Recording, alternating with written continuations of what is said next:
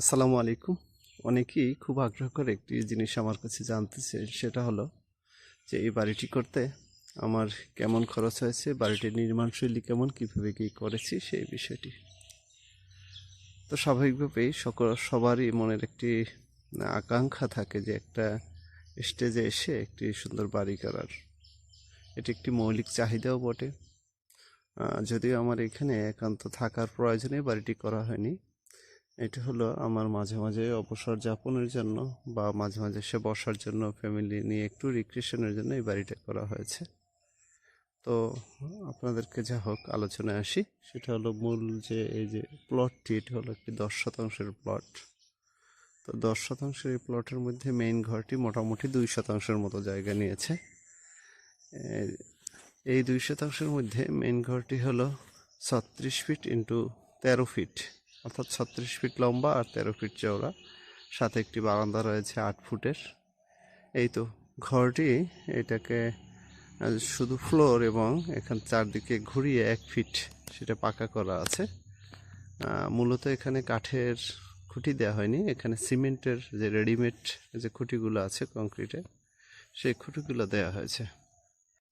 Front সাইডে যেটা করেছি আমরা, যে এখানে আমরা একটা গ্রিল ইউজ করেছি। গ্রিলটি স্থানীয় মিস্ত্রিকে দিয়ে বানিয়ে নেওয়া হয়েছে।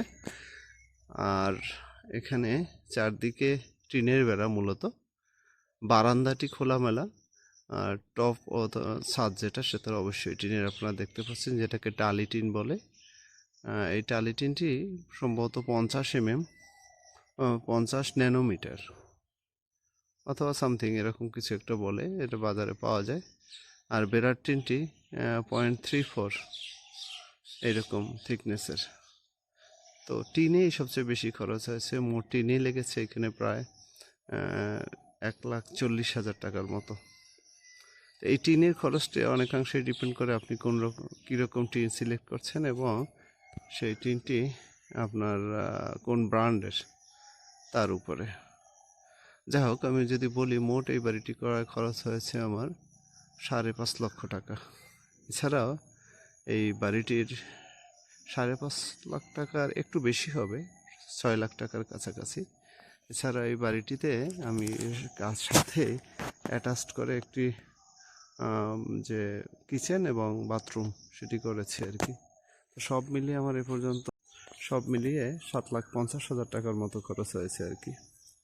যার মধ্যে আসলে যে বাথরুমের ফিটিংসগুলো, তারপরে কিচেনের যে টাইলস করানো রয়েছে, বাথরুমের টাইলস করা রয়েছে, এবং এখানে শুধু বারান্দাটা টাইলস করা, ঘরের যে রুমগুলো আছে সেগুলো টাইলস করা হয়নি। তো ঘরের ফ্লোর নর্মালি সিমেন্টের, এটা পাকা করা। এই পর্যন্ত ঘরে মোট 3টি রুম। 3টি রুমের মধ্যে একটি রুম অনেক বড়, বেডরুমটি, এবং বেডরুম থেকে অ্যাটাচড মাঝখানে সেই রুমটি। আমি যদি একটু আপনাদেরকে দেখাই ধারণা পাওয়ার জন্য, যে এখানে দেখুন বারান্দাটা এরকম টাইলস করা। এই যে এখানে একটা রুম, মাঝখানের এই রুমটি, এটা একটা জানালা, আর এখানে আর একটা রুম, দরজাটা দেখতে পাচ্ছেন। দূরে হলো কিচেন। আমার এখানে আপনি দেখতে পাচ্ছেন কিচেনটি আসলে অগোছালো। আমি ব্যাচেলরদের মতো মাঝে মাঝে এসে কিচেনটি ইউজ করি, যে কারণে যাচ্ছে তাই অবস্থা। দুঃখিত, সেটা ক্ষমার দৃষ্টিতে দেখবেন। কিচেনের পরে এরকম একটি ওয়াশরুম এখানে রয়েছে। ওয়াশরুমটা যদি একটু দূর থেকে কাছ থেকে দেখাই, দেখেন একটু। ওয়াশরুমটা মোটামুটি মানসম্পন্ন ফিটিং দেওয়া হয়েছে। এখানে এমনটা রয়েছে, টাইলস রয়েছে এবং ফ্লোরে টাইলসটা রয়েছে আর কি। এ নিয়ে কিচেনটার একটা ঝলক এরকম করে দেখে। এখানে একটা জানালা রেখেছি, যাতে রান্না করতে করতে এই জানালা দিয়ে বাইরের দৃশ্য দেখা যায়। এই বারান্দাটি মূলত এই বাড়িটির মূল আকর্ষণ। বারান্দাটি একদম একটু বড় এবং এটা ভালো লাগে বসতে, সবাই মিলে এখানে আড্ডা দেওয়ার মতো, মাদুর পেতে, অথবা চেয়ার আপনারা দিয়ে নিতেই পারেন।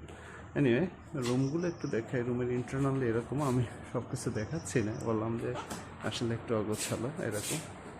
তো এরকম 3টি রুম রয়েছে। তো মাঝখান থেকে একটি ইন্টারকানেক্টেড রুম, আর ওদিকে একটা রুম। তো এইখান থেকে যদি আমরা দেখাই, এরকম বারান্দা, মাঝখানের রুমে এরকম একটা জানালা আছে। মোট প্রতি রুমে 2টা করে মোট 6টা জানালা রয়েছে। বাইরে বের হলে এরকম। আর যে জায়গাটি, এই যে সম্মুখভাগটা এমন। তো গ্রিলটি আসলে খুব আকর্ষণীয়ভাবেই করা হয়েছে, চেষ্টা করেছি আর কি সাধ্যের মধ্যে যেমনটা সম্ভব। তো আপনারা যারা দেখছেন, ধন্যবাদ আপনাদেরকে। আরেকটি জিনিস আপনাকে বলি, এখানে মোট ইট লেগেছে 5,000-এর মতো। চারদিকের যে ফ্লোর এবং বাইরের দিকের যে বাউন্ডারি বলতে এই ঘরের যে, এটাকে লোকাল ভাষায় কী বলে আমি জানি না, ডুয়া বা এরকম কিছু বলে, এটা করার জন্য 5,000-এর মতো ইট লেগেছে। রাজমিস্ত্রি এবং কাঠমিস্ত্রির খরচ প্রায় 80,000 টাকা এরকম লেগেছে। তারপরে যে এখানে কাঠ লেগেছে প্রায় 45,000 টাকার মতো। এখানে ইউক্যালিপটাস যে কাঠগুলো আছে, তো এই কাঠগুলোয় আমি যেটা করেছি আসলে ওইখানে থেকে আমি এমনভাবে কন্ট্রাক্ট করেছি যে আমি 800 টাকা স্কোয়ার ফিট দিব, কিন্তু কাঠ আমাকে বাছাই করা কাঠগুলো দিতে হবে চেরাইয়ার পরে। তো আমি সেই বেছে এনেছি বলে আমার কাঠগুলো খুব ভালো হয়েছে এবং ওয়েস্টেজ হয়নি। আসলে খরচ অনেকাংশেই ডিপেন্ড করে আপনি কেমন কোয়ালিটি চাচ্ছেন। আমি তুলনামূলকভাবে বাজারে প্রচলিত যে আইটেমগুলো আছে সেখানে অপেক্ষাকৃত ভালো আইটেমগুলো দেওয়ার চেষ্টা করেছি আর কি।